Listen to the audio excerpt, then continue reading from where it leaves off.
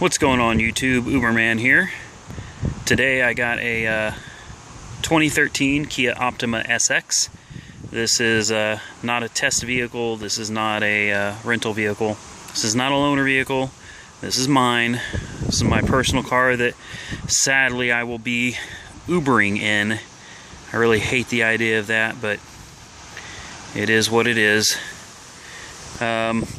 Can't really do much of a review on it because I haven't really driven it much. I know there's going to be wind noise. It's a very windy day today. Nothing I can do about that either. There's my house in the background there. I know a bunch of people have been wanting to get a glimpse of it, but I'm not ready to do a tour of it yet. We've got a lot of stuff to put together. So this is just going to be a video of the car that I purchased yesterday. I got a really good deal on it. I'm very happy with it. Like I said, it's a 2013. This is the SX. It is the turbo 2.0 liter. Close to 300 horsepower, 300 foot-pounds of torque. It's got the 18-inch tires and aluminum wheels, tinted windows, satellite radio, Bluetooth, steering wheel controls, dual zone climate control. You've got a smart key right here, which you can either use the key, it's a push to start, so you don't have to actually use the key. Of course, leave it to me to drop it. You can push this, that should lock it, and you push it again, and that unlocks it. As long as you've got the key in your pocket, you're good to go. Pretty clean. It's got 26,000 miles on it. It's a little more than I would have liked it to have, but at the end of this video I'll tell you what kind of a deal I got on it, and you'll understand why you push the start button over here once, and that will bring on your radio. You push it twice with your foot off of the brake, and that will bring up your gauge cluster. And you push it again with your foot off the brake, that will shut everything down. Now, with your foot on the brake pedal, you push it, and that brings it to life.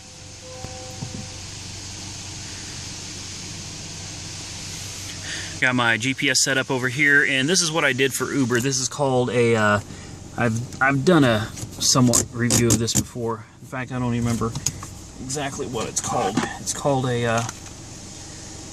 an iClever. Your phone sets up in it here. That's my Uber phone. I leave it in the center console so as not to draw attention to it. People want to steal it. But when I'm Ubering, I will set it right here like this and lock it down. And it's nice and neat. Then when I'm not Ubering, to keep it out of my way, I fold it back. I know it's not pretty, you know, like that, but it's better than taking the thing off all the time. This is a really great car, guys. I mean, I remember when Kias were junk. I mean, Kias were just like crap. And honestly, the Optimas have never been really that impressive to me. But things have changed. I mean, things have changed a lot. We've got a... I'm rather surprised we've got a 4-cylinder under the hood. I was kind of shocked. You've got your paddle shifter down, paddle shifter up. You've got a cruise on, cancel, set, and you've got a... You push this button and you tell it to call or whatever. This will answer a call, that'll end a call. This puts it in economy mode. I haven't done a lot of research on it, but I'm guessing it changes the shift points of the transmission to save fuel. Trip and reset, this will change, you know, how far you've got to go. Your average miles per gallon, instant, average speed, time since your last fill up or whatever, time for oil change, tire rotations, which I just got the oil change today. You can get into your menus and use these to change things. You've got leather everywhere. I mean, soft touch materials all over. Leather wrapped steering wheel, leather seats. These cars are just crazy, man. And as I was saying about the engine,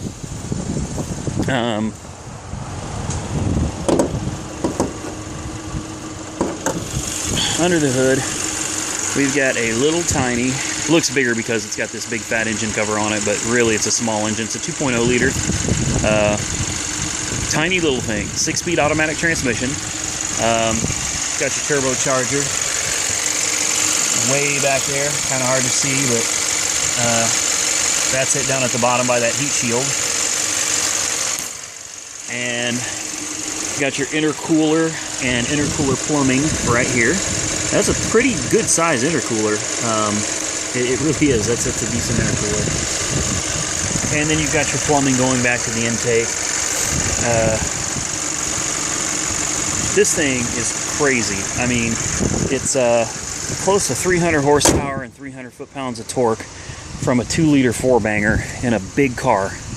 And I will tell you straight up, it gets up and moves. It is no joke. Definitely quick, and you just wouldn't expect something like this from a Kia. I'm not really sure what the I know T is for turbo, G I don't know what that is, and the DI I assume is for direct injection. I really don't know what the G stands for. It's got this bumper cover protector right here. You can't really see it because it's clear, but it runs down and across for putting luggage in, and it's got a little decal. I've got the window sticker for it. Right at, I think it was $29,000, 28 or $29,000. It's not a year old yet. It was first sold in December of last year, so it's almost a year old. But I'm going to get to the nitty-gritty of what I paid for it, or what I'm paying for it, I should say. I've got it from, obviously, the original owner. They're financially distressed at the moment, and he was looking for somebody responsible that could take over the payments for him. He's not asking for any more than what he owes on it, which right now is just at $24,000. I did a book, the Kelley Blue Book value on it, and it shows up about $22,900, depending on condition. And I think that's a pretty fair estimate for what this car would be valued at. So basically, I'm getting it for what it's worth. It is financed, and let me tell you what kind of a down payment I had to give him. I had to pay this guy $400 down, and I made November's payment of $425. It's $425 a month, and that's it. So I have financed Kias before, 2011 Kia Forte sedan and a 2012 Kia Forte coupe. And I can tell you, the sedan I put $5,000 down on. It was a $16,000 car. I put $5,000 down. My payments were around $225 a month. My Forte coupe, I put nothing down. It was a sign and drive deal. Back then, my credit was capable of doing things like that. That car, I put nothing down. My payments were about $450 a month. Tags on that car were around $800, and some of the benefits of doing it this way versus a traditional financing deal is, you know, tags are typically not included. The tags on this car, I've got the receipt in the glove box, were $1,100 for the tag and title transfer fees, excise tax. I don't have to pay any of that.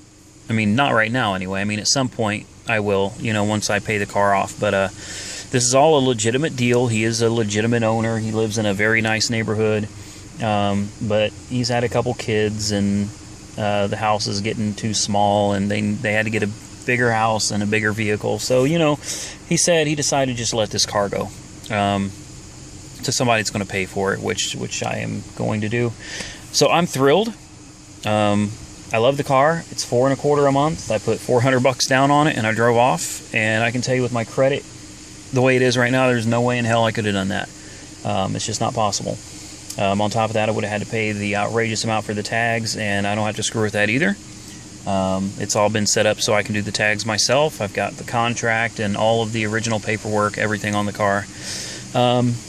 So guys, this is going to be my new Uber car, at least till tax time, when I'm probably going to take a little money and buy something cheap for Uber and turn this into my family car. This thing is awesome. I love it. And that's about it for the review. As usual, like, comment, subscribe. If you got any questions, hit me up, and be safe, and Uber on.